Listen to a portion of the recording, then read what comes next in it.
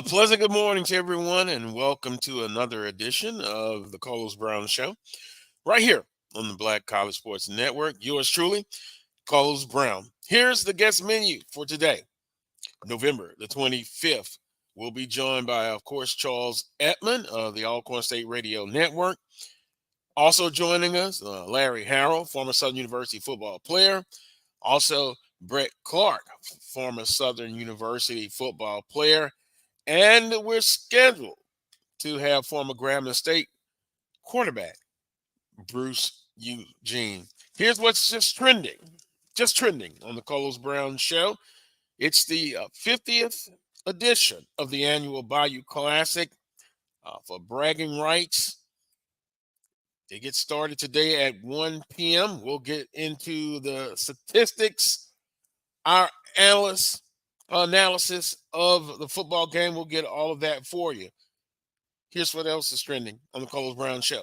Texas Southern University will not renew the contract of Coach McKinney. His 5-year tenure at Texas Southern University is up. We want to wish the best Coach McKinney and his future endeavors. Also, Coach Fred McNair is reported will not retain his offensive coordinator and special teams coach. We'll definitely ask Charles Edmond about that. Also, North Carolina Central today in the FCS playoffs against Richmond. Best of luck to North Carolina Central, and congratulations to Prairie View A&M Panthers, the Western Division football champs. They will now play for the title against Florida A&M University. That's what's trending here on the Carlos Brown Show. Southern University and Grambling State, both teams 5-5 overall, 4-3 in conference. No Western Division championship is at stake like in previous years, but a lot to play for. Now, this rivalry is more like family. You know, you compete on the field, academically you compete, but it's not the type of very dislike type of game. It is family. And for Southern University, interim coach and Coach Terrence Graves, and also Coach Sean Wallace, this game means a lot to both institutions. You had the Battle of the Bands last night, step shows, concerts. It's a chance to brag about this victory, this football game, the rest of the year and the upcoming new year until the 51st annual Bayou Classic. Coach Hugh Jackson, his second Bayou Classic, he boldly stated that they're gonna win this football game. We shall see. We'll look at both from the standpoint of offensively and defensively, special teams. I kind of went through those lists and put check marks who I think is the favorite as far as on offense, defense, and special teams. So with that being said, we're going to take a quick timeout.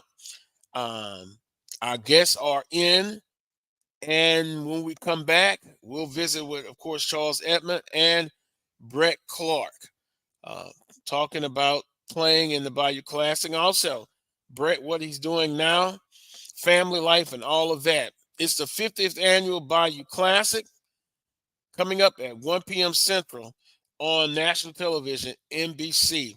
Can the Jaguars get it done? And then, after this game is over with, then Southern University and A.D. Banks, they have to get about the business of selecting the next head football coach. All of that's coming up. You're watching the Carlos Brown Show right here on the Black College Sports Network. I shall return. Itchy, squirmy, scratchy, family not getting clean? Get Charmin Ultra Strong. Go get 'em! It just cleans better.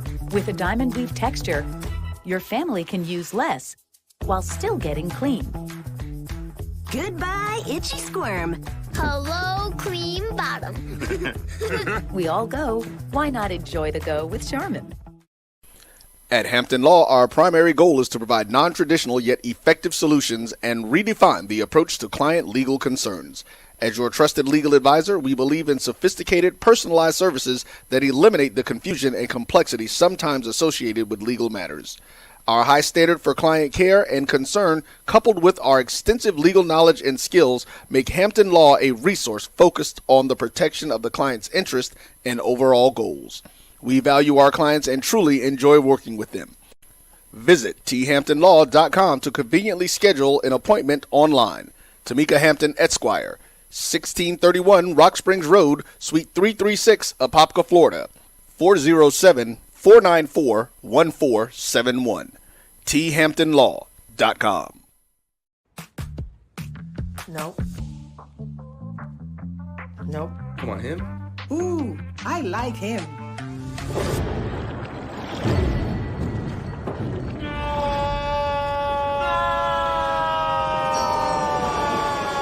Quick, the quicker picker-upper. Bounty picks up messes quicker, and each sheet is 2 times more absorbent, so you can use less. He's an 8. He's a 9. Bounty, the quicker picker-upper. From novice to aficionado, find yourself here. High quality cigars plus personal customer service. Slow Burn is Waco's only mobile cigar lounge, featuring a meticulous, curated collection of premium cigars. Visit our website, www.slowburnwaco.com. That's www.slowburnwaco.com. Stride K-12 powered schools are ready to put over 20 years of being a leader in online education to work for you. Dive into curriculum design for the online classroom. Team up with state-certified teachers trained in virtual instruction. Take control of your child's education journey. Discover the power of personalized learning with a leader experienced in preparing kids for a future they can be excited about. Take charge. Stride K-12. Enroll now for the fall.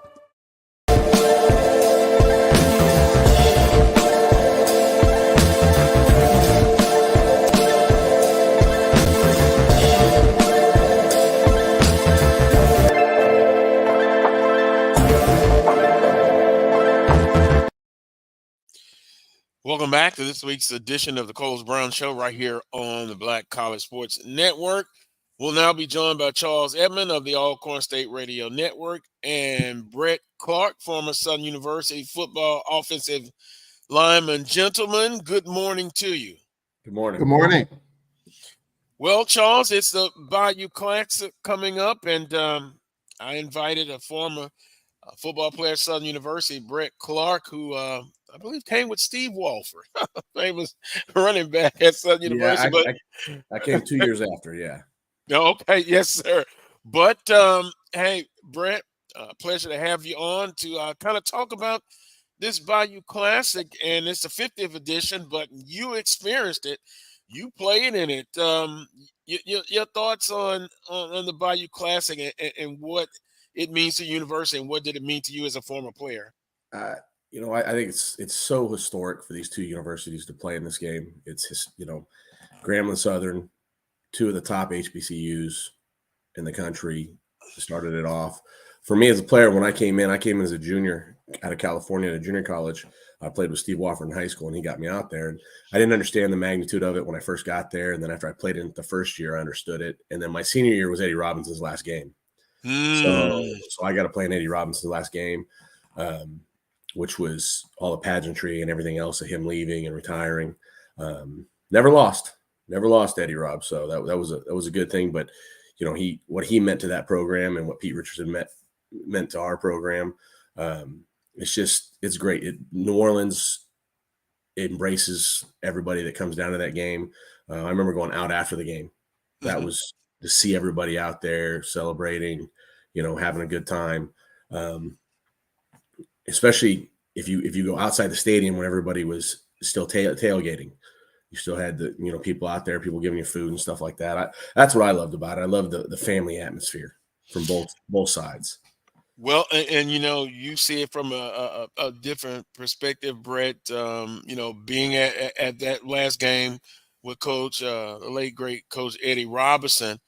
But in that locker room, talk about that. I've heard about some of the speeches that were given, like from Coach Graves, Coach Richardson, more of a, to me, a quiet type. But talk about that moment before you go on to the football field. And Brett, I used to love that all the players came out with their hands held together Yeah. and up high. But just talk about that behind the scenes. I mean, Coach Richardson would give speeches, but there's not any speech that I remember because it was about doing your job. Mhm. They brought you to that university. They expect you to do what you were supposed to do, and everything else would take care of itself. Coach Veit would give speeches to the defense. Coach Orlando, Coach Dooley was our running backs receivers coach back then. So, wasn't a lot of rah-rah. Our offense was pretty much gelled in. We knew what we were supposed to do. And if you go back to those 2 years that I was there, I think our offensive line stayed together for 2 years, 3 years, and we just knew what we were supposed to do. It wasn't anything, no one had to beat on the chest or beat on the lockers. It was more cerebral. Okay, we're going to do this. We know what they're going to do. Things happen, so we have to be able to change. We have to adjust. And we were able to do that. I mean, when you had a running back like Steve Wofford, you had an offensive line, Chris Williams was on that offensive line, Baptiste, I'm trying to think, you got Randy Peaches, Corey Spann, Calvin Bishop, myself, and then the guys that were behind us, because we were in that racehorse offense where we rotated a lot. We had a strong side and a weak side, and I was pretty much, me and Quentin Briscoe were the centers, and most 2 years I didn't really rotate a lot. They left me in. Quentin would come in every once in a while, and then when I left the next years, he was the guy. And so our offensive line knew what we were supposed to do. Our receivers, running backs, quarterbacks, we all knew what we were supposed to do. We watched a lot of film. We took care of that in the practice stuff. So when it came game time, there wasn't a lot of, we got to do this, we got to do that. It was, let's just go do our job and we'll be successful. In other words, Brett, it sounds like you guys were prepared. Yes. The emotions are great, but it comes down to execution and X's and O's. And, Brett, you often talk about, in general, the team takes on the attributes or the personality of their coach. Just listen to you talk about Coach Rich and how coming to that Bayou Classic, that team was prepared. And, emotions came second. But if we prepare, we take care of business. We come out and get the W. Yeah, I mean, I think if you look at any successful program anywhere in sports, the teams that are the most prepared, they're not very emotional. They don't let their emotions, because emotions can get you up here and then they can drop you down to here, and you can be in control and out of control really fast, and it'll cost you games. It will cost you wins, losses in any sport. But I think we did take that, Pete Richardson's, his demeanor of, we're prepared. We're going to do what we do it. I know Pete would get emotional on the sideline sometimes, but very rarely.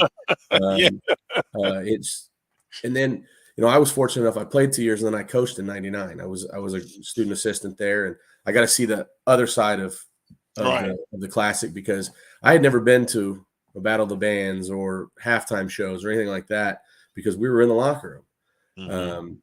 And I got to see that the next year, and that experience of that was great. But the coaches, how they prepared, and and I think it prepared me, because I've been around a lot of good coaches in my career, and that's kind of shaped how I've become a coach. Charles Edmond, good morning, sir. Question or two for Brett Clark? Man, I'm a Gramblinite. Graduated in 1991. Nothing wrong with that. And Grambling shaped my life. I wouldn't be here if it wasn't for Grambling State University. Grambling's, their motto is everybody is somebody. And so that's, that is their mantra even to this day. I didn't, Carlos talked about the rivalry, how most rivalries are intense and heated. But I learned over a period of years that this rivalry, even though it's intense on the football field, it's been a lot at stake in some years to check the division title. For this rivalry to be what it is when the game is over with, everybody hugs and shakes hands. I mean, that's something that you just don't see too often anymore, because of the stakes are so much higher now. Talk, you've been through this thing. Talk a little bit about that and just the friendliness of this rivalry between these two teams. I learned that later in life, but it has continued to this day. I never, playing on the field. I mean, you don't want to lose that game. Whatever team you are, you do not want to lose that game.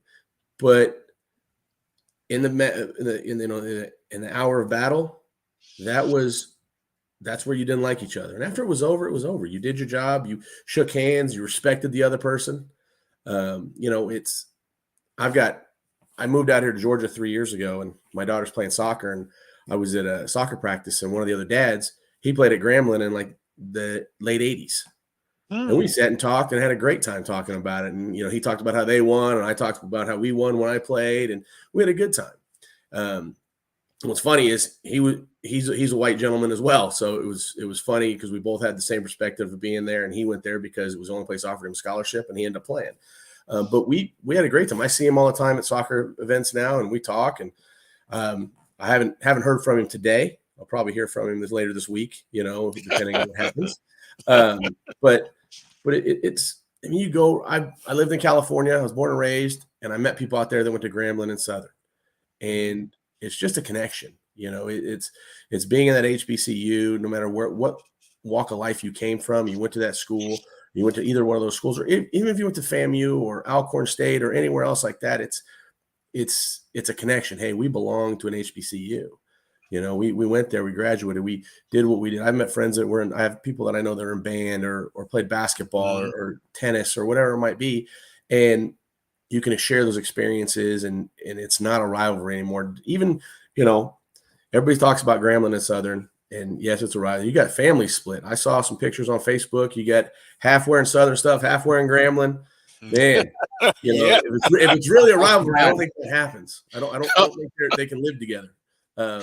So it's it's fun. I got to experience it a couple years ago. I'd never taken my wife. Everybody thinks I met my wife at Southern, and I didn't. I met her in California, and she had never been to a Bayou Classic. So we took a trip back there in 2017, and she's all into music. She loved the Battle of the Bands. We went the night before. We went to the game. She experienced New Orleans. That's like a place no one's ever seen. New Orleans is, to me, the food, the atmosphere. It's a great place to host a game like that. Mm-hmm. Okay, because you can walk around, and once the game's over, you can go down in Bourbon Street, or you can go farther down to where the people my age go and hang out. So you're not dealing with some of the young kids that are doing what they're doing. And you can just listen to some jazz music or have some food and have a conversation with somebody. And you would talk to somebody from Grambling and just sit there. And, as much as you're a Gramblinite, I'm a Southern guy, we have some similar experiences, but it's different in the fact of where Grambling is and where Southern is geographically. Yeah. It's Grambling is north and a little bit out there and hardly anything around. Southern's in the state capital. You got LSU 10 minutes away, so you have a little bit more going on. But I think the academics and everything else like that is pretty much the same. The living on campus, if you lived on campus, was the same. Well, Charles, we often talk on this show.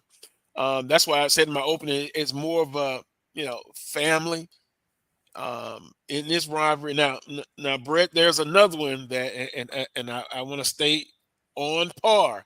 But Jackson State, oh my goodness, now that is turned up 10,000 degrees. It's totally different. Oh wow! I remember playing in their stadium my junior year, and to walk out and see everybody that was there. It was crazy. And another one's FAMU. FAM is now in the SWAC, and I remember playing there. And in my junior year, we lost to them, unfortunately. Steve Wofford got hurt. I think Melvin, our other running back, got hurt. But I remember they undersold our tickets to our fans. I remember that. And they, I remember sitting there after coming off the field, kids on the back behind me yelling and screaming at me because they were Florida A&M fans. I was like, man, they're pretty close to us. What's going on here? And I remember playing at Alcorn. Alcorn was, it's not a rivalry, but it is. I think every game in the SWAC is a rivalry because you don't want to lose to that team, and I think that's everywhere in college football. You don't want to lose to your conference foe. Alcorn, have they fixed that field yet? I mean, they used to put sand in that field so we couldn't, our legs would get heavy by the third quarter. Oh my! Yeah, you played at the old Henderson Stadium. Yes. Alcorn opened a brand new stadium in 1992, Spinks Castle Stadium. No, we played in that one. Down in the bowl. No, I was there. I was there in 97, 98. Okay, yeah. Okay, so that had sand in there. You'd go down there. It was hot, and the sand was in that field. Yeah. I'm sorry. Yeah. You tried to hide for Alcorn, saying it was an old stadium. No, that's their stadium. No lie. Yeah. To answer your question, yes, they did. They did fix that. Yes, that was an issue back then. I thought that was ingenious of them because they practiced on it. They knew how to run on it. They knew how to handle that. Bring a team in that hadn't never practiced or played on that turf, and then you got to go do that. Oh man, that was horrible for 4 quarters. Yeah, but those are some of the things. The memories, the relationships you build. Being a student athlete at an HBCU, and I think those are memories and relationships you could tell your grandkids one day. And plus now with the state of HBCUs academically, athletically, trying to improve, former athletes like you, Brett, can help, talking about your experiences and help recruiting future student athletes to Southern University and HBCUs, Alcorn, Jackson State, et cetera, et cetera. Yeah, I mean, I'm coaching. I coach wrestling. I was the head coach at a junior college for 6 years in California. I was assistant head coach. I coached football at the high school I was at last year. I helped out, but I just stayed with wrestling this year. But coming from the junior college level, even high school, I tell kids all the time, everybody has this, I want to go with Dion to Colorado, or I want to go to Penn State or Michigan or one of these places. I tell kids all the time, you need to go where you're going to have an opportunity to get a good education, and you're going to, because there's no need to go to a place because they're giving you book money to go sit behind a guy for 5 years. You don't need to do it. You want to have an opportunity to play right away. And if you don't at least have a plan, hey, they're going to redshirt me, then I have an opportunity because the guy in front of me is a junior or a senior and he's leaving. Academically, I got a great education from Southern. I got my degree in history. There was a lot of good educators there. There still is. I think their law program at that time was one of the top law programs because I was looking into going to law. Still is, yeah. And I don't know, I can't speak for Grambling, but everybody I've talked to that's graduated from Grambling and friends that I have, they got a great education up there.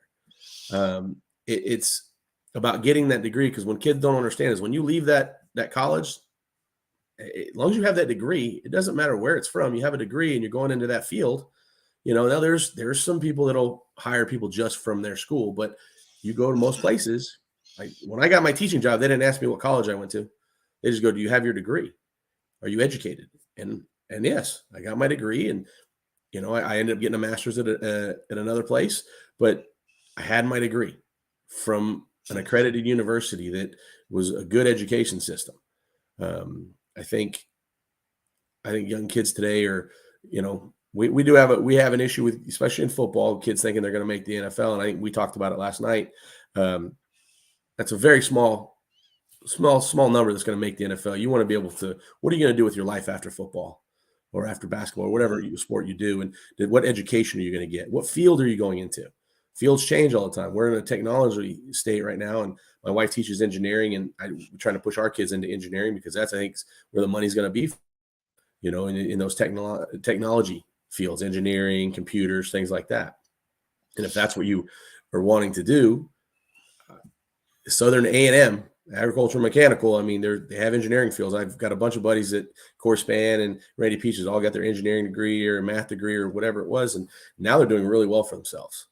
Right. And I got a chance to look at the Board of Supervisors meeting yesterday, and Southern University is adding some more degree programs, and one is computer engineering, if I'm not mistaken. So, hey, what you're saying, Brett, is spot on.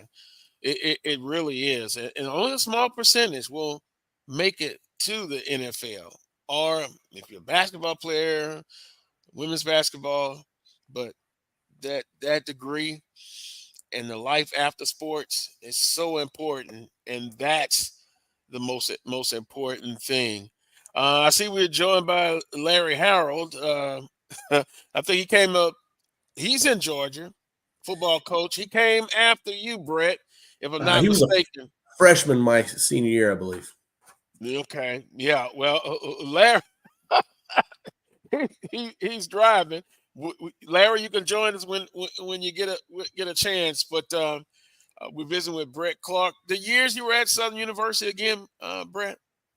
97, 98. I came in January of 97. I transferred in from our junior college in California, played 97, 98, and then 99 I was there as just a student assistant under Coach Orlando and all the coaches that we had. Well, So, that means Charles, you were there when DeMarcus Miller. I was there with DeMarcus. I was there. Boo Boo was I think he was a year behind me, but I think he had propped, and then he got his year back for his next year, so he finished 2 years after I did. But yeah, I knew Boo Boo. I knew, and then Damian Nivens was also there. Damian, we switched him from a D tackle to an offensive tackle that next year. And Charles, did you know that? I had forgotten about that. Yeah, so my senior year, I want to say he played D tackle. He might have been a backup because we had Chris White. Let's see, Joe Williams and a bunch of those guys, and DeMarcus was there. So, and then we moved him to offensive tackle the next year, I believe, the year after I left, the year I was coaching. And so he ended up playing offensive tackle because I think that's what he went up and played with the Bears with for a little bit, and went to Europe and played offensive tackle. Yeah. Well, Brett, quickly, of course, Southern University, Coach Dooley, now being relieved of his duty.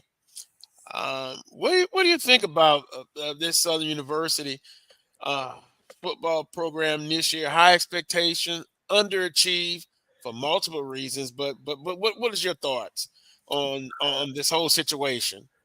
I think the transfer portal is hurt Southern. I think did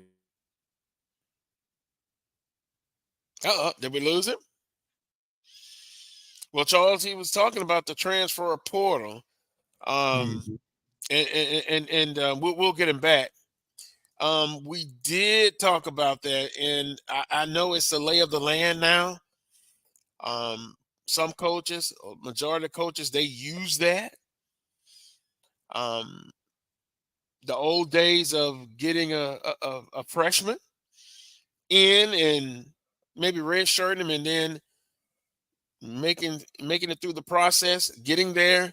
Those days are gone because you kind of gotta, you gotta kind of win now. But I think we got everybody back. Brett, Yep. Larry, good afternoon. Larry Harrell, welcome to the show, my brother. I thought we had him. Well, there we go. Technology. We'll get him back. We'll continue. But Brett, you were talking about the transfer portal. When I was at school, we had guys that come in. Robert Hamron had gotten let go of Florida State, and he was a starter there and came into us. Well, you're not getting those guys anymore. Those guys are able to transfer straight across to another big time. They go to Florida. They're not going to lose a year of eligibility. We had guy Joe Williams, I believe, was at Auburn or Alabama and came in. Jackie Mitchell was at a different school and came in. I think DeMarcus Miller, I think he was supposed to go to Kansas or Kansas State, and he ended up having to prop at Southern. Then we lost that prop. That helped the school at Southern or Alcorn or schools like that. Well, we're not getting that. So we're bringing in a lot of freshmen that we have to – like I came in as a junior college kid. How many junior college kids does Southern have coming in? That's the thing. I came in right away. I remember my first day at practice, and they're like, "Hey, you're the starting center. You got to go." And I was like, "What? I haven't been here but a month." And I was trying to figure out how long snap. We never long snapped in California. We were straight under the court, under the center, and we go.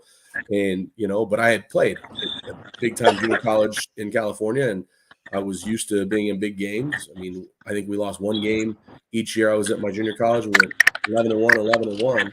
We were always fighting for a national championship. And we're not getting those kids. We're getting freshmen. You're going to have to be patient with some freshmen. Just because they're a 4-star, a 3-star, a 5-star, that doesn't guarantee they're going to produce in college right away. The college game is different than high school. And I think if you're a fan I'm a fan. I sit back and I see what happened at Southern, and I saw that, everybody had all this hopes this year and stuff. But you got to remember, they're still kids. Most of those young men are still kids, 18, 19, some are 17. They're going to make mistakes. And we put a lot of blame on the coaches, and maybe it is the coaches, but we're also – the coaches aren't playing. They're putting them in position, and maybe it's the right position. The kid's just not performing. But maybe the coach is putting them in the wrong position. I don't know. It's hard. I don't put any blame on any one person. I think it's like this in football. If you look at any good teams, I mean, Clemson the last few years was up here. Now they're down to here. Is it the coaches, or is it the kids, or is it teams have gotten better around them? You know, so I mean, Florida State's undefeated, and they're in the same conference, and the quarterback just got hurt. Now we're going to see what happens when they go to the ACC championship. You know, their quarterback's done for the year. So I don't know. Well, sometimes two things can be right at one. Could be multiple things. Larry, can you hear me?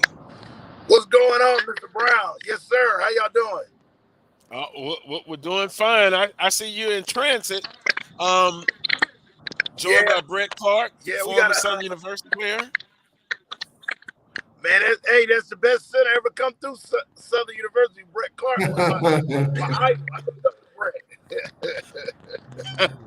Larry coaches right up the street from my house. Wait a minute, say that again, Brett. Larry coaches the high school right around the corner from my house. I live right behind the high school he coaches at. Wow. You in Georgia, Brett? Yeah, I'm in Georgia. I coach at Flowery Branch High School. I'm the head wrestling coach out there. Are you serious, Brett? Yeah. Yep.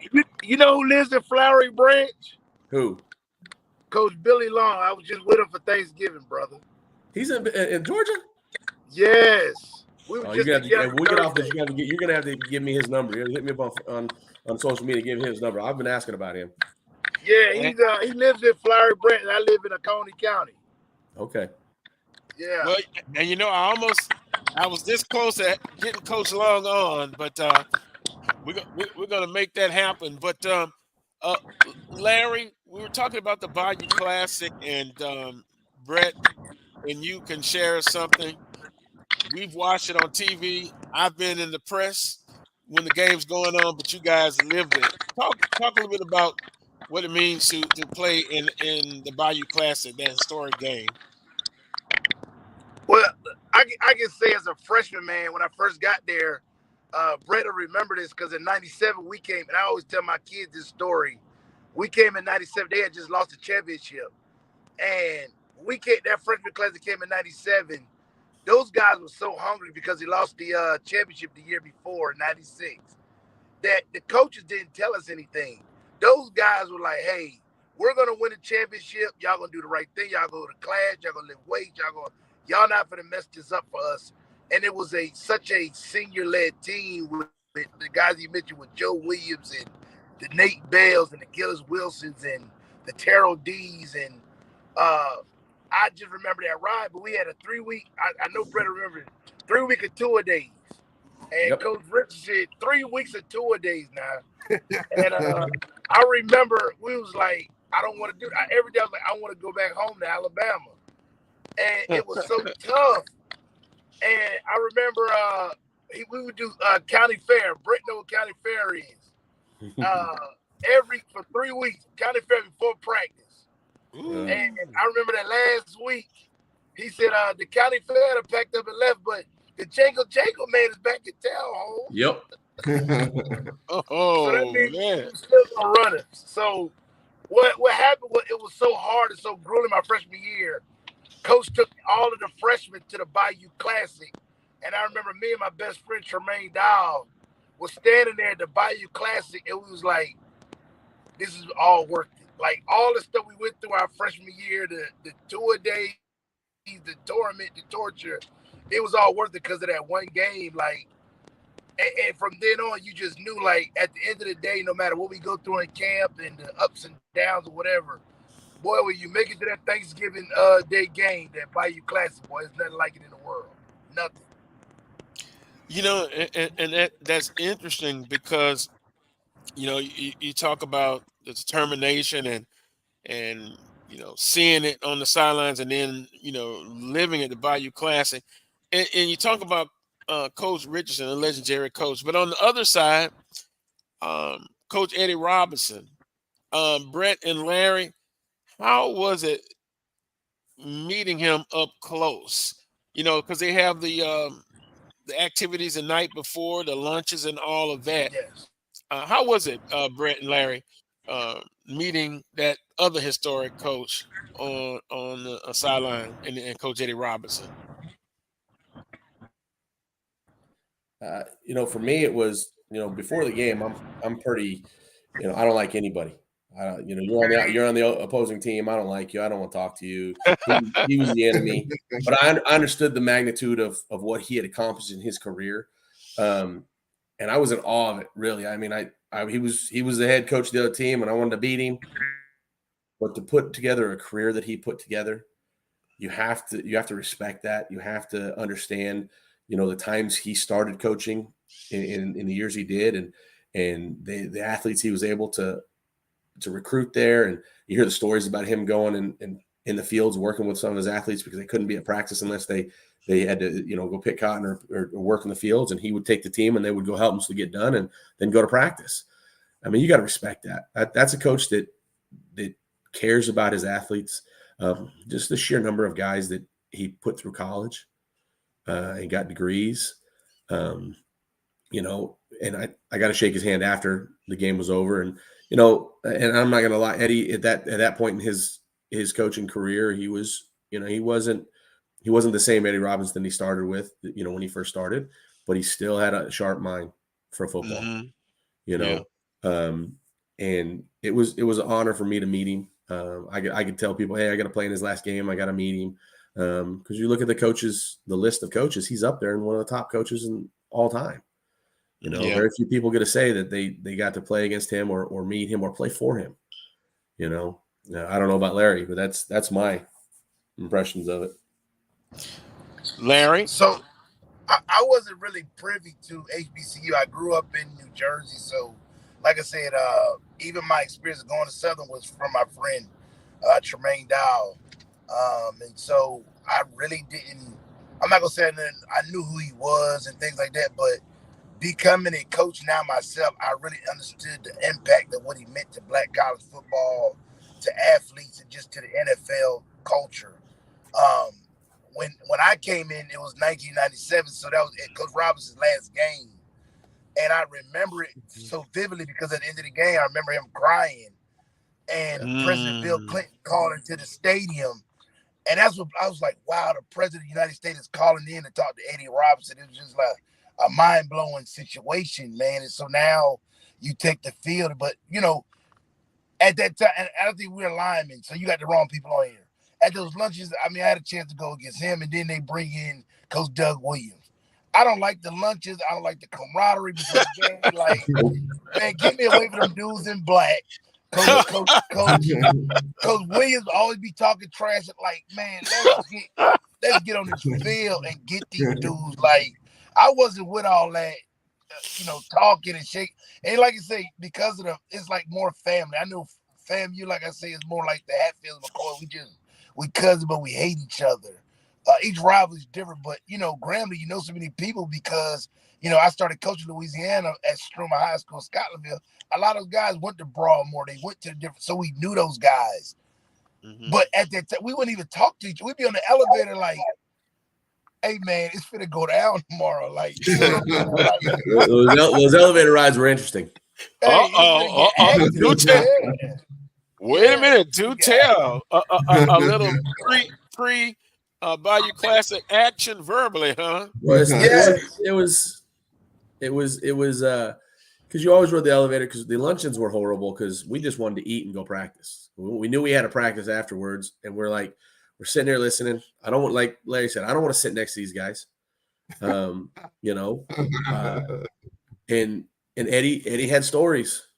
Pete was pretty simple to the point. Eddie had stories, and we were there for a long time, and they wouldn't feed us until they were done speaking. And you waited to eat, you ate breakfast, and that was in the late afternoon. Then you had practice, and you just wanted to eat. And you just wanted to eat and go to practice, back to the hotel, because we stayed at separate hotels, but we were at the same hotel for that meeting, and right in the elevators or seeing each other in the hallways and stuff like that. And it was just like, oh, that's number so-and-so. I'm gonna light him up tomorrow, And there was a lot of that going on. But like you said, Larry's right. There was a lot of family too. We had guys on the team that had cousins that went up there to Grambling, and it was different. And 97, I think it was 98 that was Eddie's last year. Like that was my senior year, because 97 was my junior year. But for me too, 98 was hard because I had to get back to the hotel to get my hair done, because I did my hair every game my senior year. My mom would come in and bleach my hair and do a different design and things like that. And so I didn't want to be at that luncheon any longer than I had to be. I wanted to get to practice, get out. I had to go get my hair, get my meetings, and get to my mom's room so she could do my hair and enjoy that. And I wanted to be around my family. It was Thanksgiving too. I'm from California. And like Larry, I didn't know anything about HBCUs. It was college football. It was, I didn't care about the HBCU thing. You're going to give me an offer to go play football, and I got to go do that and prolong my career and get an education. I'm going. And then getting there and understanding what I was playing in, especially the last game with Eddie Robinson, and understanding the magnitude of that. Like you said, Clinton called him. I remember hearing that. And that's crazy. The president to call a coach after a game. Can I say something real quick, Brett? My cousin Jamie is from California. She's from Banning, California, and her dad used to watch us on the Bayou Classic. That's why I say the exposure with NBC is so great, because by them watching that game, unfortunately, she decided to become a Grambling-ite, and so she enrolled like all of her uncles and stuff. My uncles are Grambling. She brought them shirts, and so now we'll go back and forth. But she fell in love with the game and went to Grambling because of the Bayou Classic. So, it really, especially with people in California, for whatever reason, they always watch that game. And we had a lot of Grambling and Southern people from California just by watching that game. The other thing is I love is, so being a high school head coach, we got police escorts. And I be telling my police escort, like, hey, man, get me around this traffic. Well, coach, I don't want to do this. Man, we would be on Lake Ponce on the bridge. And our sheriffs, traffic be backed up all the way to Gonzales, would get on that side ramp and ride past all that traffic. Oh, wow. That was kind of scary, but they would get into the city. So I thought that was the coolest thing in the world. Brett can kind of talk about that. Like, they wasn't playing. They were on that bridge. We going like, we got to get these guys to this game. So it was the drive up before the game, because it wasn't just our buses, it was our fans too that were following us, and the sheriffs would make sure they got through too. They would stop traffic. I thought that was the coolest thing going there. Anywhere we went, we go through state. Other cops would stop traffic for us because they knew we were coming. And I'd never seen that. Coming from California, you don't get that in California. California, you just ride on the bus, you get stuck in the 405, you're stuck.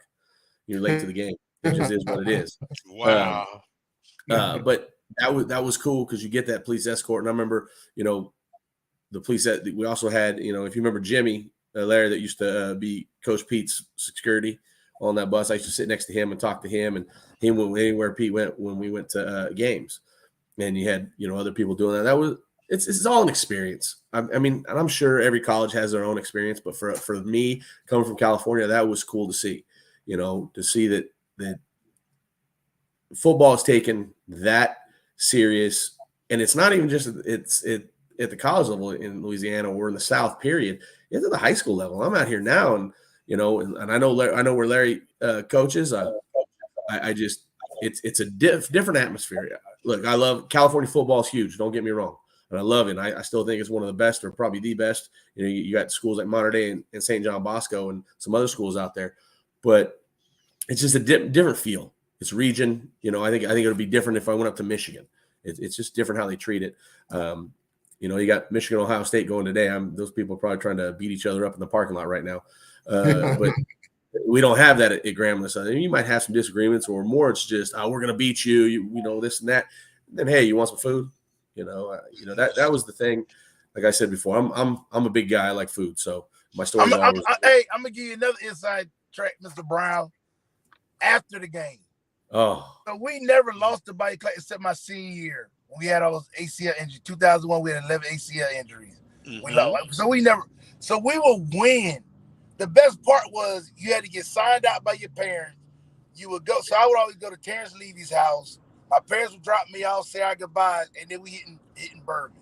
When you won the game, Mr. Brown, the fans would, I don't know if I should be saying this, but would buy you stuff and, oh my God, drinks on us, guys. Y'all just, you know what I'm saying? Like, that was the best experience after you won.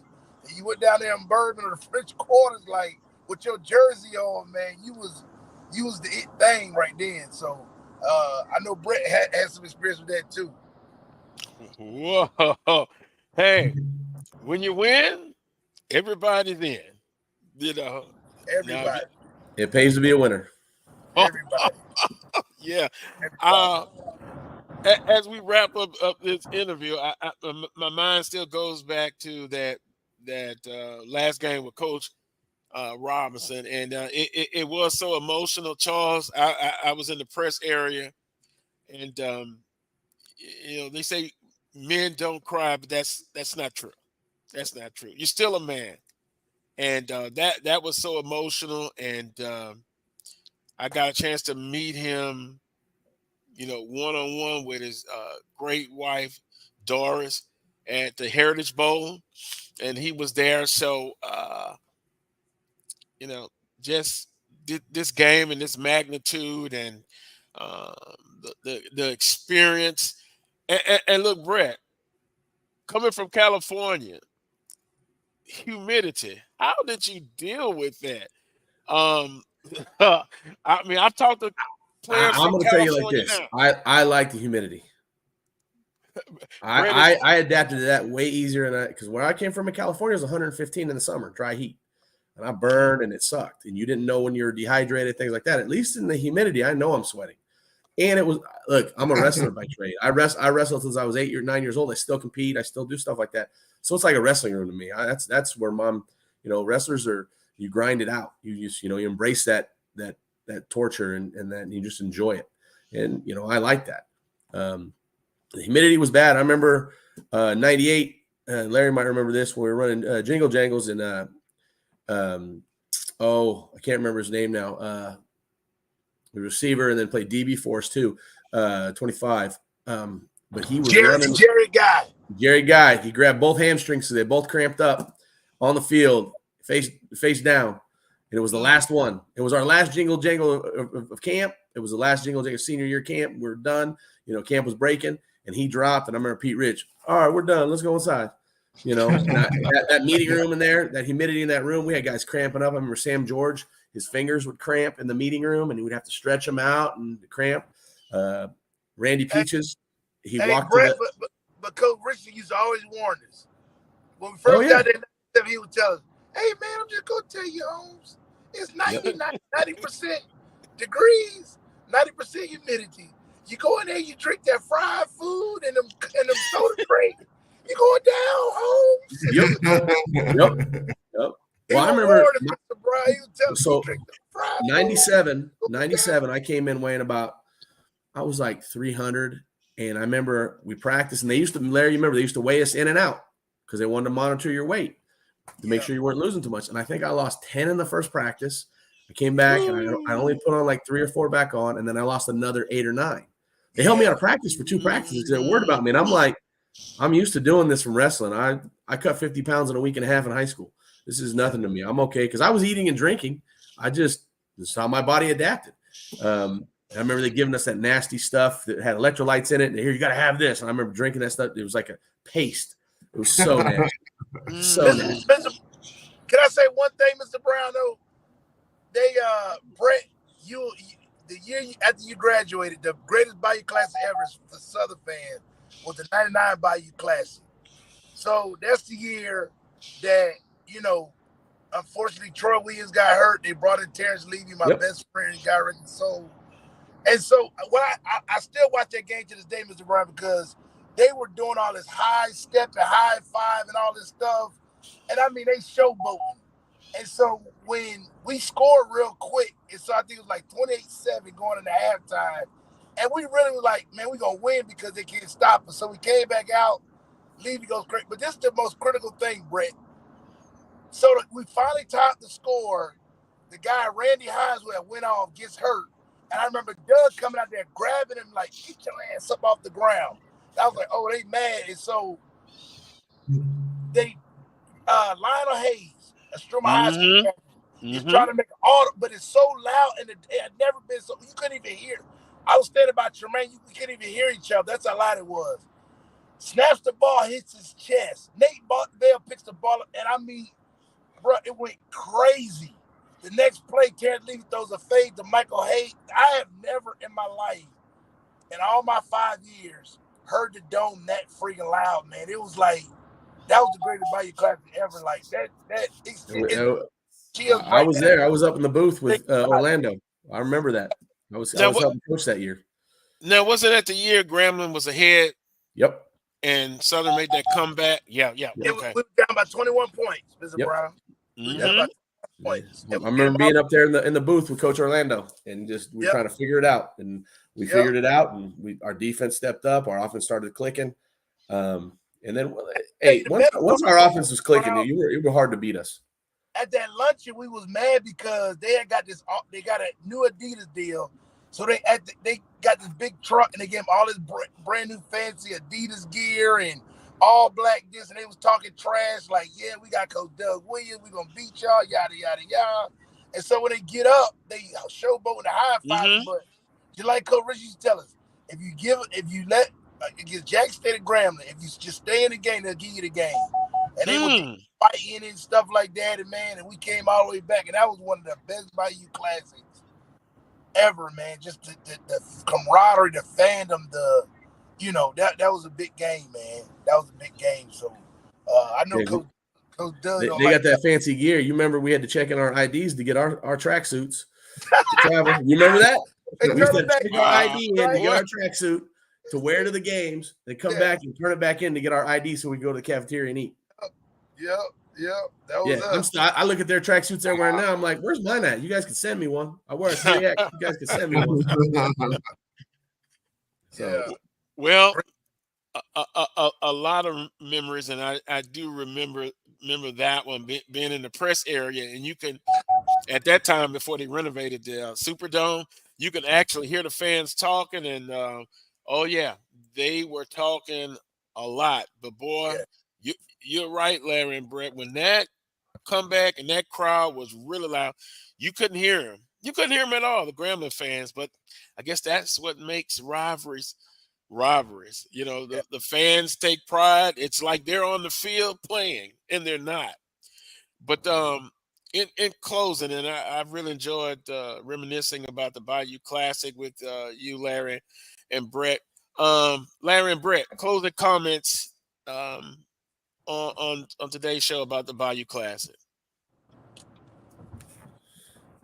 Go ahead, Larry. I'll let you do it first. Oh Lord, you're the older statesman, but no, just like I said, man, coming in '97, I feel so blessed and fortunate because I'm not like Brett. My high school team was a basketball school, the Florida high school.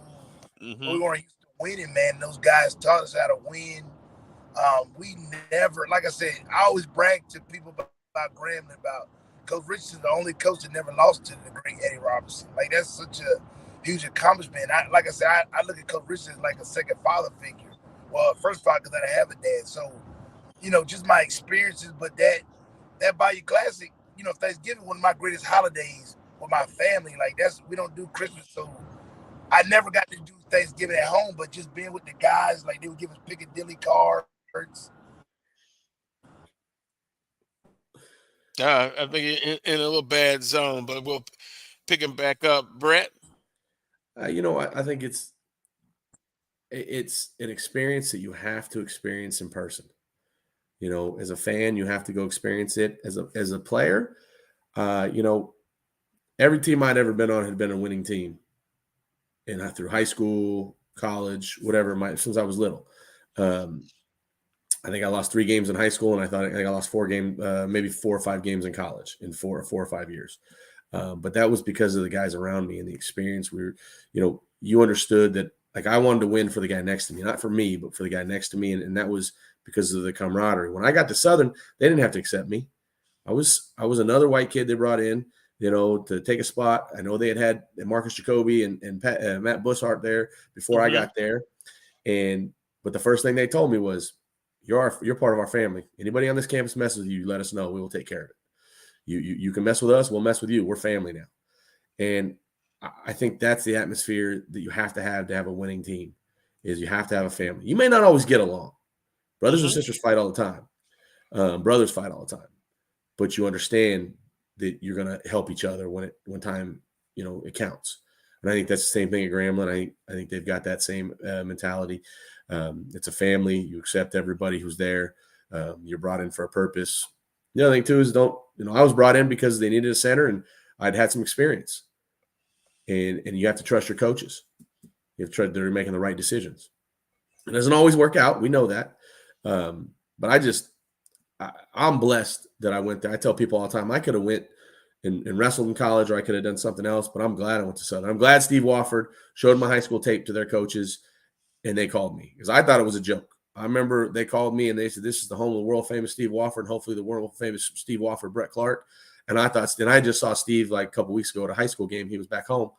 And I thought he had made somebody call me to mess with me because he knew I was struggling. I was only 6'1 and a half, 6'2". No one was giving me an offer.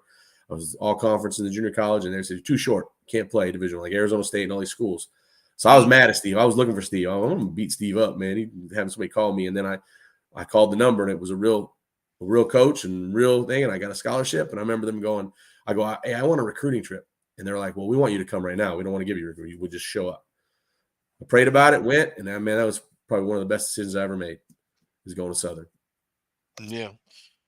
Well, yeah, great family. I kind of seen a few pictures of your family, Brett. Larry, we'll wrap it up with you.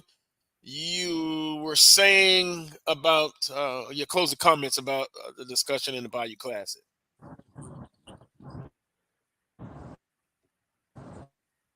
Nah, man, just a great experience. Blessed and fortunate to be a part of it. Can you hear me now? Yes, sir. Hear you well. Can you hear me? Yeah, we can hear you. Okay. Nah, man, it's just a unique experience. Unique experience that everybody live in. Not everybody gets to be a part of. Man, I feel blessed and fortunate to be a part of it, and the camaraderie, the pageantry, all of it, and just blessed and fortunate in meeting guys like Brett from all across, that we created a brotherhood and a bond that we can get back on. I ain't talked to Brett probably since he graduated, but it's just like old times. So that's what the Bayou Classic does, man. You bring out these memories, and we all had our own experiences, but it just brings us all together from all walks of life. Well, I appreciate both of you guys coming on. We'll have to do this. Someone says, Brett, are you coaching O-line anywhere? No, I'm coaching wrestling. I'm a head wrestling coach at a high school. Been doing that for a while. Was the head coach at a junior college. I coached football a little while. I helped out last year with the D-line at my son's high school. Okay, and Larry, Coach Larry, I know you're a head coach. Yeah, I've been hiring Brett. He don't know it yet. I've been hiring Brett. He don't know it. Hey, go ahead. Hey, go ahead. I didn't know. I thought Brett was still in California. I didn't know he was here now. We got to link up. I've been here 3 years. I was at Discovery High School when I first moved here. Are you serious? Wow. You know, I coach at Central Gwinnett. I know exactly where you coach. It's about a half a mile from my house. Right, I'm live right in the neighborhood, right behind it. When your games are going on, I see the lights. That's crazy. That's crazy. Charles, I think I need to come in that area.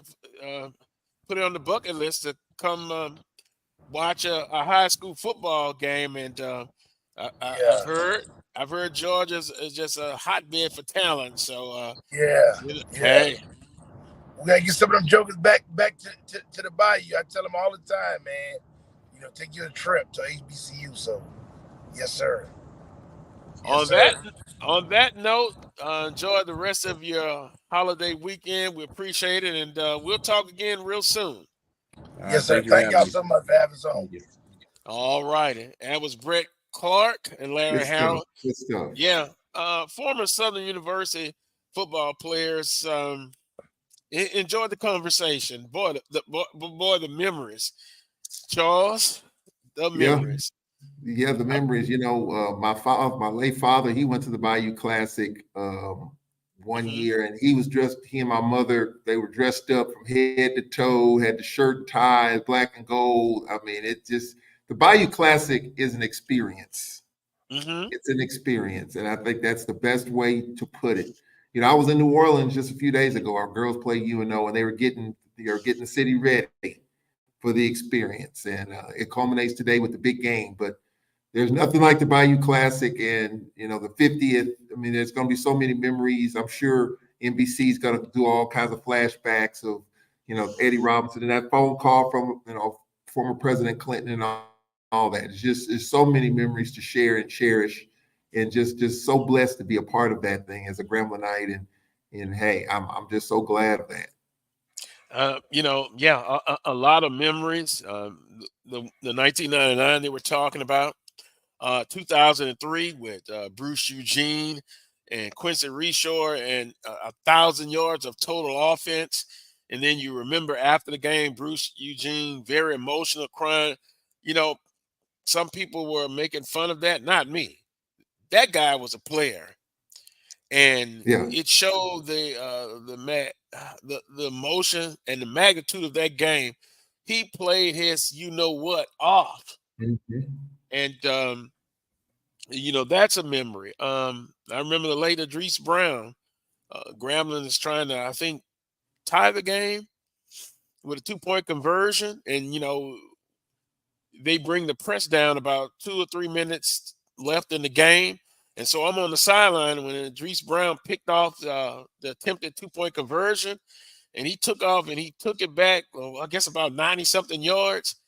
Charles, the motion will sweep you. I started running. Now, I'm on the sideline. I'm running. Reginald Brown, who was the police escort for the football team, he was on the sideline. I ran past him, and then I realized, you fool, stop running. What happens? You run out on the field, but it's just the emotion of that football game, and yeah, it is a difference as far as the temperature with Jackson State. I always talk about that. That is much more intense. With Grambling State is more a family. Like I saw in the board of supervisors meeting yesterday, outgoing president of Grambling State University. Both universities have made a pact, and they're going to put it in writing to work more closely together. If you graduate from Southern University, no matter what your undergrad is, why not take a look at Grambling State's in sports management? For your grad Yeah. studies, and vice versa. So it's a family rivalry. It's a friendly rivalry, but don't kid yourself, Charles. Oh yeah. Southern Knights, from the athletic standpoint, they want this game this afternoon. Well, I will say this: the rivalry gets ratcheted up a notch when there's a division title at stake. Mm-hmm. And there's been years in which the division title has been on the line with the Bayou Classic. And all that friendly stuff goes out the window because you have a chance to play for a SWAC championship, whoever comes out of that game. And we've had those Bayou Classics in which the winner goes to the championship game. And it's been Mm-hmm. Southern University or whatever the case. So, hey, let's not get it twisted. It's a great rivalry. It's a friendly rivalry. But then when you add the tone of a SWAC championship on the line, a lot of that stuff gets thrown to the side for 60 minutes because now you have a chance to play for a championship. Well, and still a lot to play for. Perry says, I believe Southern University wins today. Well, I've got my prediction down, but let's, Charles, what's trending. Recap. Of course, we've talked about the 50th edition of the annual Bayou Classic. Also, since the last time we talked, Texas Southern will not renew the contract of Coach McKinney. Boy, what a bad loss. It seemed like after a big game, the next game from a mental standpoint, what happened? But they lost to UAPB after being up early, but McKinney Coach McKinney, after 5 years, Texas Southern has moved in another direction. Now they will be looking for a head football coach, a national search. The Western Division, remember we talked about it. SWAC Football Media Day 2024, going to be some new faces in the Western Division. Yeah, there definitely is. Coach, obviously, Southern University, Texas Southern. And something I was just reading, about Texas Southern and Coach McKinney. I mean, the record 9-26 in the conference, 12-35 overall in a 5-year run. Not all that great. And when I read something that Kyle Mosley put out that he's making, the Texas Southern coach is making over $300,000 a year. And so you can add other school that's almost half the conference coaches, football coaches, that's making over $300,000 a year. And that might change, and you might get another one in there, somewhere at some point. So that ratchets it up the pressure to win, and in some cases to win right now. And so you have a program in Texas Southern. They pay well. The head coach pays well. You have a new AD, just got a new contract. Dr. Granger, not a new AD, just got a new contract. So he's looking to improve the program. And I think everybody sees that the Western Division is up for grabs, and you don't want to fall behind. And I think that's kind of what you're seeing. At one point this season, Southern University controlled their fate. Alcorn controlled their fate. Texas Southern was kind of on the outside looking in, Grambling. So I think, ADs are looking at their programs and saying, we got to stay in the conversation. So, pulling the trigger, whether 5 years or 2 years, you got to do what you got to do to stay relative and competitive because the SWAC's rolling. FAMU's rolling right now. You look at the top 3 teams in this conference, Carlos, obviously Florida A&M on the eastern side. On the western side, Prairie View, and then you could throw Alcorn in there, top 3. But then who's the next tier group of teams? Is it Alabama State? Is it Grambling? So you want to stay relevant. You want to stay in a situation where you're moving upward. You don't want to go backwards because other teams are moving forward. So I think that's kind of what you're saying. And I think with this Texas Southern deal, Dr. Granger saying, hey, we're tired of taking the steps back. We want to start at least getting a level footing and going forward. And with this move, you hate it. You hate it for Coach McKinney, 5 years there. But I'm sure we all know, as they say in coaching, you're hired to get fired. That's just the unfortunate, mantra of coaches today. You know coming in when you take the gig, if things don't go well, you won't be around. And 5 years is a good amount of time there at Texas Southern or any school for that matter. Yeah, well, unfortunately, I think the days of 5 years that you have to win and be productive, I think those days are gone. You look at the overall record of Coach McKenna, Texas Southern. I can understand the move, and that Western Division will be open again as far as who's going to get it done. Also, Coach Fred McNair reported I first saw it on footballscoop.com. Is going to part ways with his offensive coordinator and special teams coach. Charles, is that what's going to happen? Well, I will say this. I saw the article, and I'm going to take an approach of waiting for the official release. I'm going to take that approach because right now, I haven't heard of anything official. I know Football Scoop's usually on top of things. And usually when you get these reports, whether it's this week, next week, it typically comes true. I know Elliot Gratton, our offensive coordinator, put some stuff out there on social media. He's grateful and thankful, during the Thanksgiving holiday. Nothing that would give you an indication that he's not coming back. But we do know that there was most likely going to be some changes regardless of how this season went. Now, the question is, what will those changes look like? Offensive coordinator, special teams coach. Those are 2 things that kind of stood out for a lot of people. And so with that report, though, that kind of reflects some of the things that I had kind of heard through the grapevine that might happen. And right after the season, it clearly happened. It's not official yet, even though Football Scoop believes it will be the case. But clearly, just like we've talked about with Texas Southern, clearly what we've talked about with Southern University. In order for us to remain competitive in this wacky Western Division, because it is wacky, it is wild, you got to do some different things and make some different changes, because the West is wide open and you don't want to fall behind. So clearly special teams was an issue. Offensively, even though the offense looked really good 2/3 of the season with Aaron Allen pushing the ball down the field, you had Coach Phillips, who's the quarterback's coach, as co-OC with Elliott Radden. Again, don't know if it's official or not. It's being reported that it will be, but I think clearly some changes are going to have to be made on the staff. And it looks like those changes did take place, even though nothing official has come from athletics or from the university. I'm just going to take a wait and see on it. I had heard through, that there may be some stuff coming down the line, but I like to wait and see, make sure it is official. I haven't gotten any word otherwise that it is official. I've made some contacts, but nothing official as of yet. We'll just wait and see. It'll be interesting. That's why I said reported by footballscoop.com. And now you look at another season that's gone since, and you kind of look at the big picture here. Two things could be right at the same time. Alcorn, since coming to the Western Division, has not won a division title. And so from a fan's perspective, I know they're frustrated.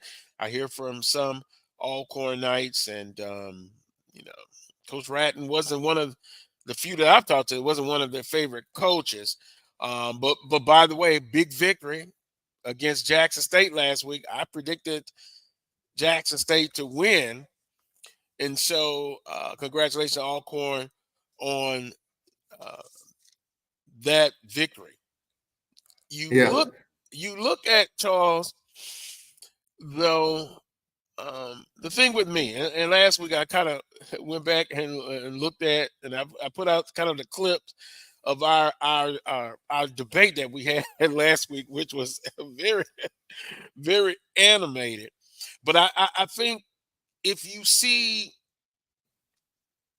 teams getting better from game 1 to game 10, this is the last game for Southern University, and you don't see the team getting better, then you could rely on, well, okay, another year should be granted because we saw improvement. They just fell short. But you didn't see that. You didn't see that. And I went back and looked at it again.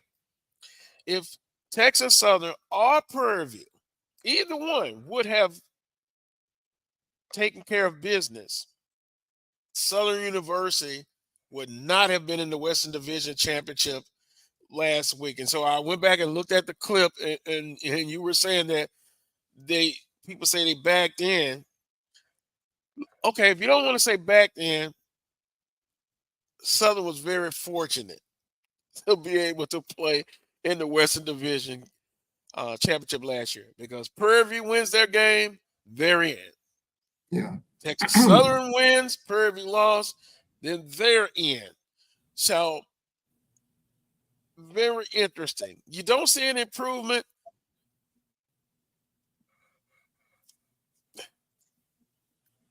That's in Southern fans' cases. That's what it was, and they were not happy.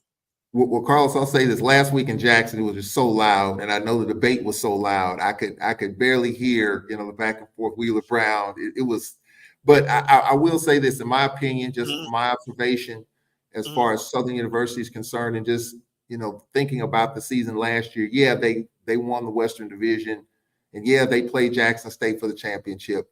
But I think if you look at the championship game itself, to me, and I said it last week, there were questions about the quarterback position even going into the championship game. And I think, to me, from afar, that championship game may have been the beginning of the unwinding of the ball for Southern University, because there were questions of, were you going to make a change in the championship game just to produce any kind of spark? And so from that point, I think that's kind of where it might have started. Now, last year, yeah, you did some good things. You beat Alcorn at home, and It's some other stuff. But then there were still questions about the quarterback position last year. In the championship game, you didn't make the adjustments or make moves to try to help yourself in that game. And I think that might have been where it kind of started, where that sparks going the other way started. And it just never it didn't get better. And I will admit, I mean, I think Southern had probably the friendliest conference schedule period. I think, you play Alabama State, you play Jackson State games, don't count in the division. You get a chance to get exposed, see where you are. You got FAMU at home, you got Jackson at home. And so you didn't play up, so you had a good schedule where you can kind of make the adjustments and get better. And yeah, there was some questions there as far as offensively. Defensively, Southern they got off the field, but offensively it was just anemic. And I understand, Eric Dooley not wanting to hire an offensive coordinator. I think that's probably in play too, I would think. Dooley is the offensive coordinator. And I've heard, Carlos, you can kind of confirm this there, where maybe Dooley, it was suggested to him, hire you an OC and you just be a football coach. And I do remember some of the press conferences in which Eric Dooley said, you know what, I know what this thing looks like. I've been in football for a long time. He said that in some of the press conferences. And when you're winning, no one remembers that stuff. But when you're losing, nobody forgets that stuff. So I think, as a coach, every coach has a bit of stubbornness in them. Every coach has a little bit of ego in them. And when you're winning, no one really cares until you're not winning. And then when you're not winning, all that stuff comes to the surface. And Southern had won. Some maddening games. The Alcorn game might have been the tipping point. There's the undisciplined penalties and all. And Jackson State, by the way, had that too in the game last week. 15 penalties, including the holding penalties in the last drive that set them back. But I get it. I get it. And yeah, you want to stay in that conversation in the West because it is wild. It's up for grabs, and you don't want to fall behind. And I think that's clearly, to me, what the Southern administration is looking at. Now, the question is, it was so loud last week, and I was going to bring this up. How much input will Roman Banks, the AD, have in this decision? Because ADs at football power schools don't get many opportunities to mess up football hires. You may screw up the first one. If you screw up the second one, you probably won't be around to see a third. So my question is, the inner workings of politics and all that, how much will Roman Banks have? How much of a say will he have in this next hire? Because you've already bought out a coach, and the figures out there, I read a figure $1 million for assistant coaches in Dooley that someone's on the hook for. And if you get this wrong, 2 years, 3, you're on the hook again. Does this have to be a grand slam hire because you're already on the hook financially for one coach and a set of coaches? So you almost yes. I'll answer that one. Yeah, you have to get this one right. You have to nail this one. Yeah, because if not, I'm going to answer it. He hell yes, he has to nail this one. I kind of got information previously. What he had come on the Carlos Brown show and said on 2 occasions that he basically was given the situation of having a direct hire. Now, that's what he stated. Now, this time, the big question is, should he still have a direct hire? Should he not be allowed to do that? And should it be a committee? A small committee? We know committees in the past at Southern University have been, So I was on a football committee, Carlos, at Alcorn, and when I tell you it's long and tedious, I was an alternate, by the way, but I still had the access to the resumes, and you look at the qualifications, and you scratch people off the list. They don't meet the qualifications. It's long and tedious. And I had a friend that was on a search committee. And they did their due diligence. They did the hard work. And then the chancellor was like, no, we don't like the 3 names that you submitted. Let's open it back up again. And then lo and behold, here comes someone. Well, and this actually was the AD committee. So the way I feel right now at 12:23 Central Standard Time, no, it needs to be a small committee. And if it's another direct hire, then buddy, he has to nail it. Coach Banks, and I'm gonna reach out to him when some of this stuff calms down. His contract is up June 30th of 2024. So one can bet this next hire will have a long way in. And I guess you gotta look at the whole body of work. And there are some alums and fans that they say, let's just not stop there. Let's reform the whole athletic department as far as personnel and bring somebody else in. But do you see a hire from within? Do you think someone on that staff, knowing the roster is what it is, your quarterback, you got Mahotra and Bowden, will they be back? I mean, because those questions are going to come up. Some players are going to, transfer. That's going to happen. You don't know how many. You hope not, but that's just the nature of the business. Do you see someone on that staff maybe being elevated? You got Coach Graves, who's been the head coach for both Grambling and Southern. I think that's a whole other story. That's awesome to me. I will say this: never say never. It's a possibility. Now, you want to put a percentage on it? I'm not sure what percentage you'll put on it. But during the press conference, a national search, I think no stone should be untouched.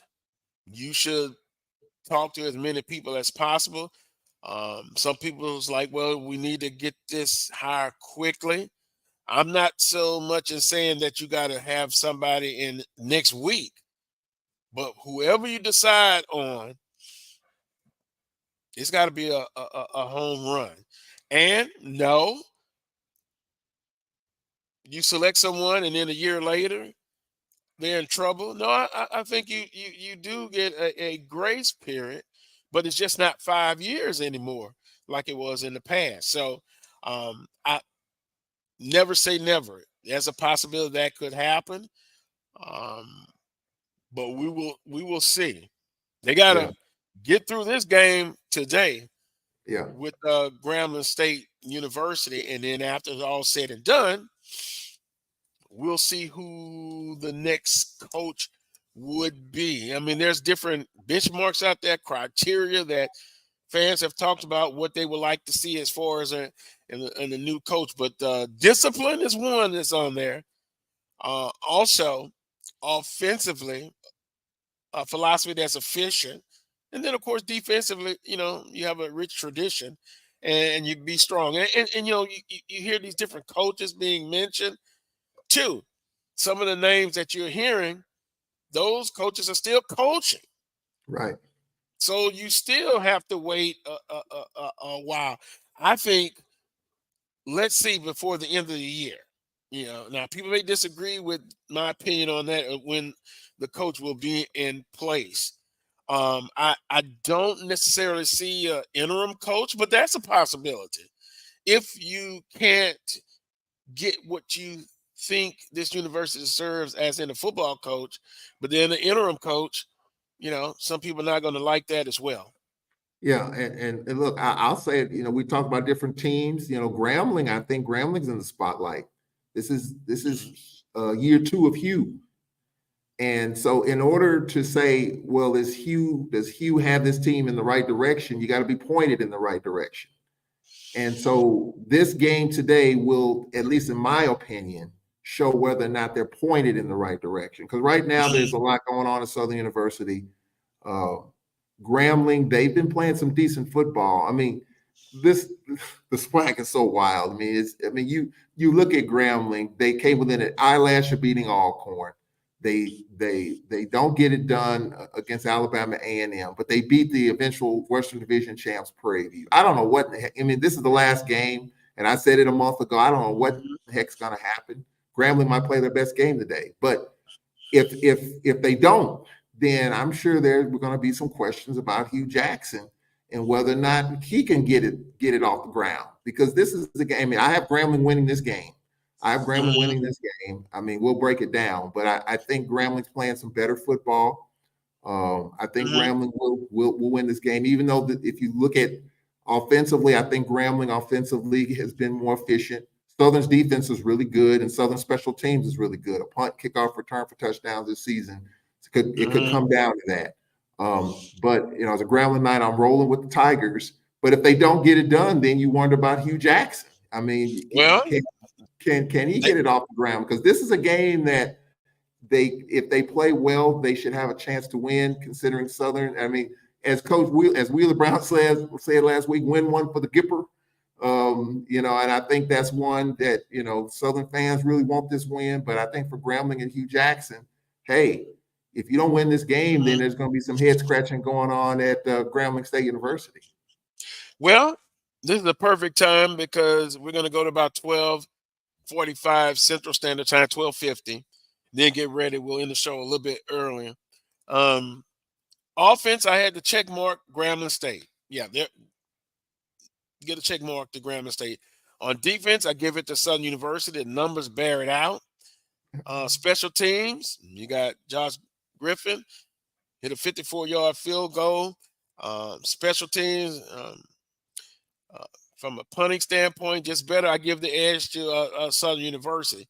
Now, if you kind of look inside the numbers on offense, Southern University in scoring offense, they're sixth in the conference at 22.8 points a game. Grambling is number 3 at 29 points. So they're scoring about 7 points more. Scoring defense, Southern University is number 3 in the conference, giving up 20 points a game. Grambling State's number 9. They're giving up 28 points a game. Total offense, Southern University 8th. Boy, and see, that is down from last year. So you go figure. Why should Southern fans, they shouldn't be upset? Yeah. Offensive guru? No. It didn't materialize this season. So you went from here down. Moving on, number 8. Grambling State, in total offense, so let me back up. Total offense, Southern University is number 8, 328 yards a game. Grambling State is 5th, 369. Total defense, Southern University number 3 in the conference. They slipped. They're tired. They've been on the field. They played a lot of snaps. Yeah. Grambling State giving up 360 yards. Now, interesting about this game, I'm hearing that it will be a change at quarterback. That's what I'm hearing. We'll see from the first snap offensively, right? I'm hearing Noah Bolton. And I'll just say this. I don't have to give out the coach who told me this, but a coach on the staff basically told me Bolton was the best quarterback on the roster, in his opinion. So we look at 2 years of the quarterback situation where it doesn't seem to appear that the best quarterback was playing and starting. Case in point, Bubba McDaniels. You saw the difference in that SWAC championship game, how Southern had their best offensive output of the whole season that year. We'll see. We'll see from the first snap offensive for Southern University.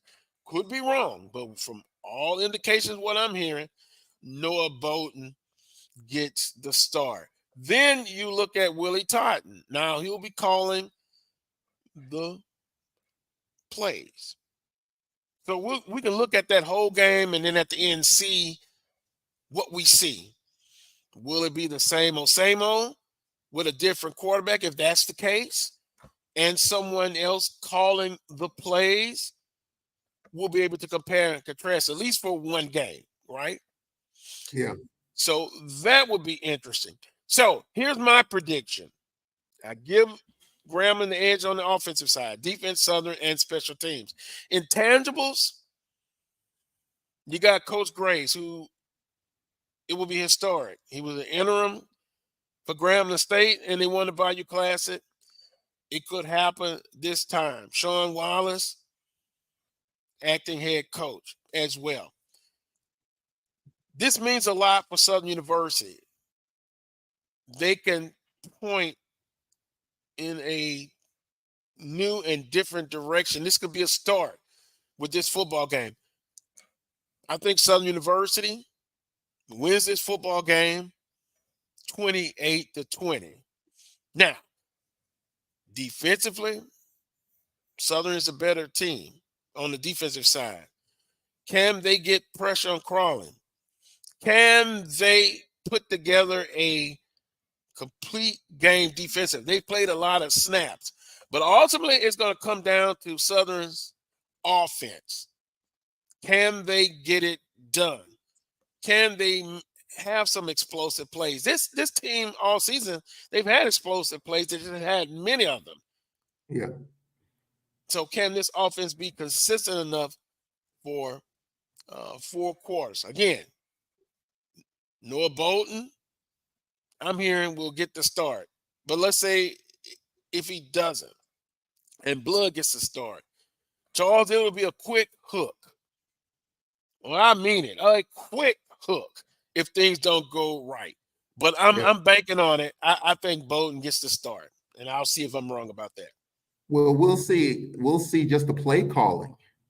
I'm anxious just as a fan from on top of the mountain that's just looking down on the Bayou Classic, just to see what the play calling looks like in certain situations. That's what I'm anxious to see. You know, with Dooley not there, how does the play calling change with Todd and just the schemes and how that looks? That's kind of what I'm looking at. Because if you're looking at the same, you're going to get the same old result. I think it's going to be different, just because it has to be. I think fans are clamoring for it to be different. So I think there will be some adjustments. How quickly you can install that stuff in these last couple of weeks, we'll see. But that's what I'm looking at. Southern's defense, no doubt, really good. Special teams, no doubt, can flip the field. And as you talked about with the punting and the kicking, but this Southern offense is the reason why there's an uproar at the Jaguar Nation right now, no doubt. So we'll see if the play calling and if the offense looks different with the different pieces, especially on the sideline. You know, it's interesting. I've had people, and I'm looking kind of in the chat room, and apparently there is a rumor that Hugh Jackson is going to retire after this football game, and some people are talking about it in the chat room. If that was to be the case, if that's the case, then you'll be looking at 2 openings at both institutions. Carlos, to be honest, I had heard that. I had heard somebody called me early in the week. He said, pay attention. There's a possibility that's being rumored that Hugh Jackson would not be back after this Bayou Classic. And I thought that was interesting. So I had heard something. I had heard some scuttlebutt about it early in the week. We'll see if that's definitely the case. Wow. It could be, I guess, Bubba McDowell and UAPB football coach in 2024. They're back, but everybody else in the Western Division, we shall see about that. But I noticed they're discussing that. Let's take a couple of questions in there. Carrie says, consider Willie Totten in your pool of possible coaches, Southern University. Interesting. Never say never. But again, I talk to any and everybody. Some people were talking about, well, I'm tired of seeing the same coaches being recycled. Yes. Also some in the chat rooms and on social media talked about per se some young up and coming coach that's hungry. It doesn't have to be, and Coach Banks said it doesn't have to have in it somebody with SWAC and HBCU ties. I'll just put it out there. There has been talk about several white head coaches having interest in the Southern University football job. The bottom line for me is getting the best person for the job. That is my criteria. Also, someone who has a track record of being disciplined in their football programs, and also you don't have to have the run and shoot spread offense. Offensively, defense still wins championships, Charles, and offensively being balanced and being efficient. I'm not gonna get tied up in, you got to have an offense that scores 40, 50 points a game, 5 wideouts, all of that. But those are just some of the things, and some of the names you're hearing.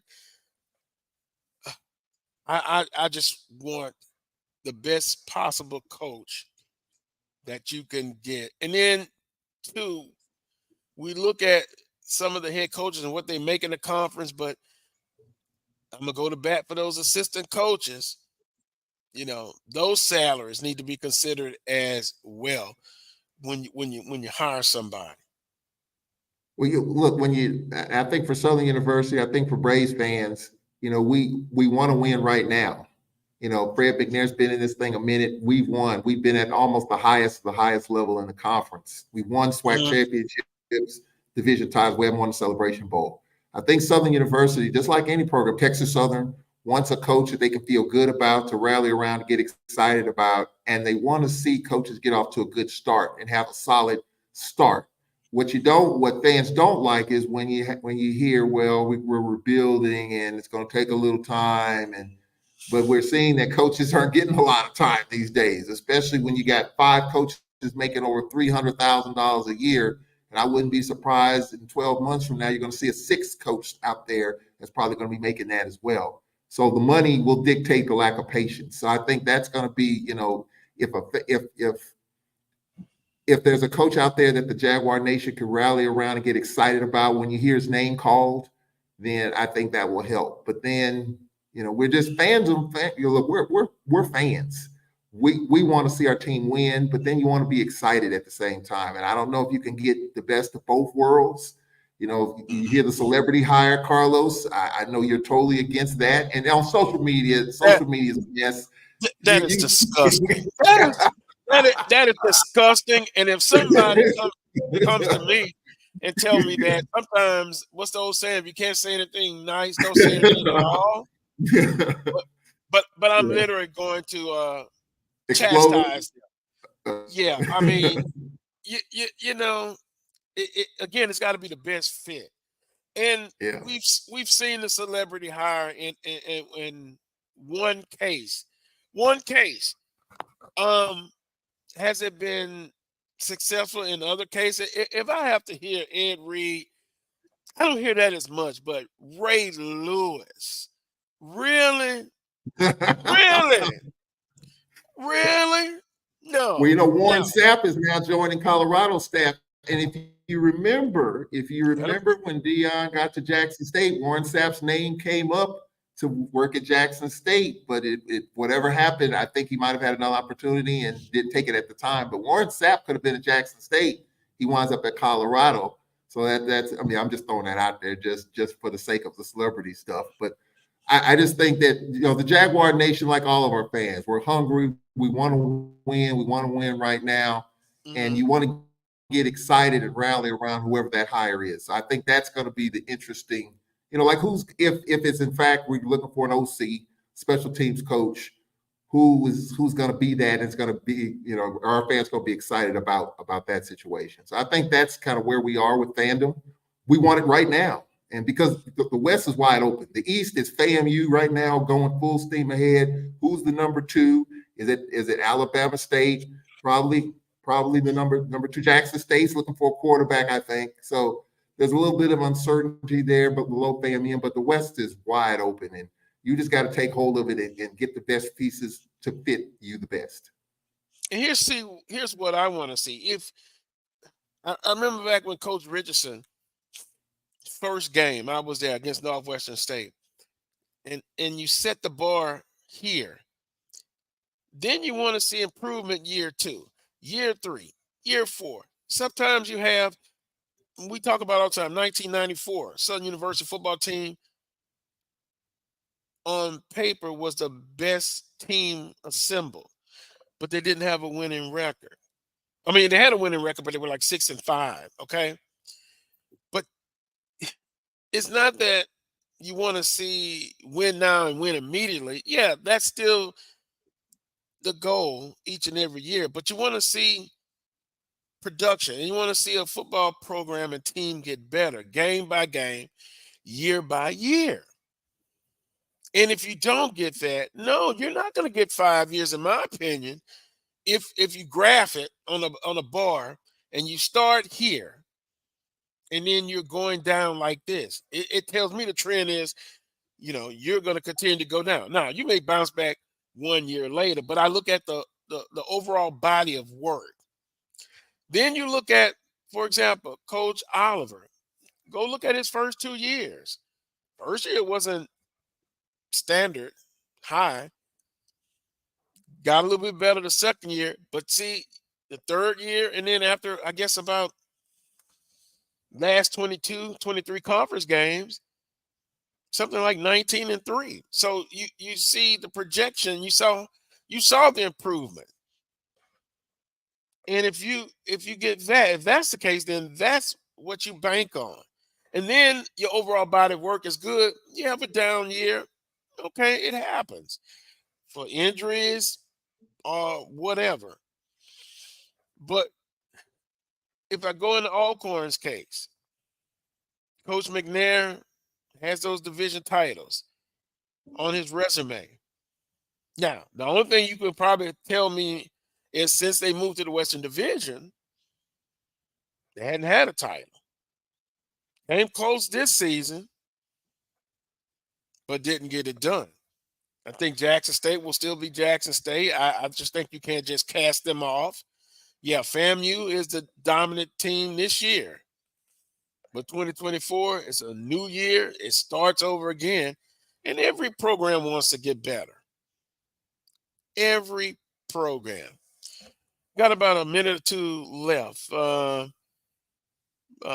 see a message from Brett Clark. Need to start a wrestling program at these schools. I think Morgan State is the only HBCU, and there was some talk of another university, but then with the Title IX situation, if you have a one men's sport, you got to have a women's sport.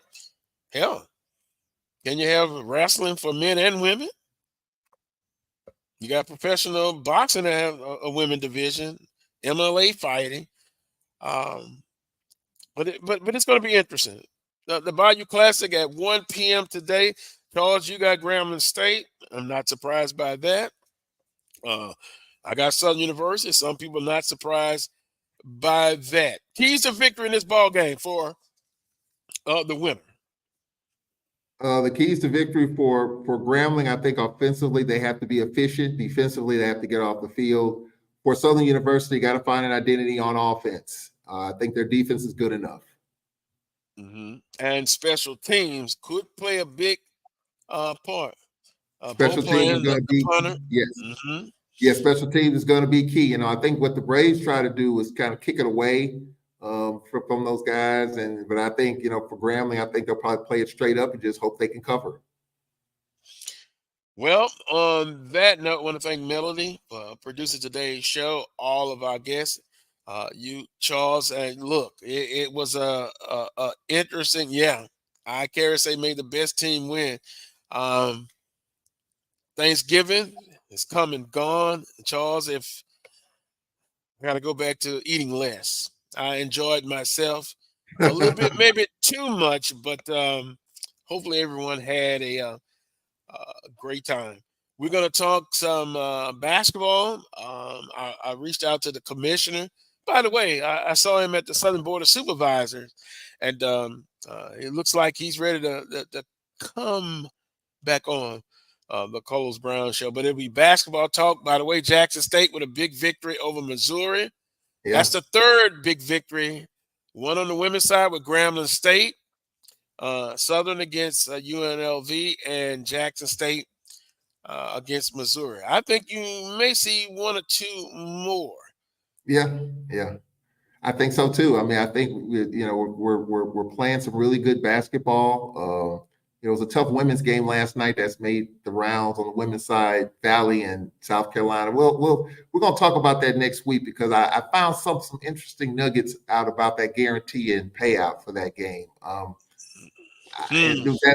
just save all that for next week. We don't have time to talk about it this week, but just interesting how you get these games, and we'll just talk about it next week. As Reverend Ike would say, not all money is good money. Yeah. Wait a minute, did he say that? Reverend Ike. He said he said the lack of money is the root of all evil. On that note, thank Melody for producing all the guests and those in the chat room. We'll see you next Saturday at 11 a.m. for another edition of the Carlos Brown Show right here on the Black College Sports Network. Peace and God bless.